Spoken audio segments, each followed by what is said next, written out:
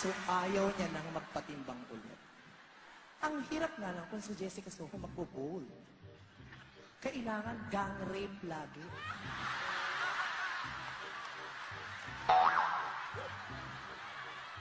Sasabihin ng rapist, ipasok ang lechon! Ang sabihin naman ni Jessica, nasa ng apple? If you wanna scream,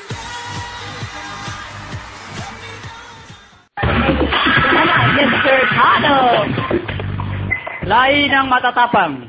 Hindi bumaga yung pangalan nyo dun sa performance nyo. Kasi parang pang-gay yung... Ano pang-gay? Ano yung masama sa pang-gay? May problema ka ba sa mga bakla, Tado? Hindi naman. Just read my shirt. Ano nakalagay? Sabi ni Tado, di bali na ang magnakaw kaysa mamakla.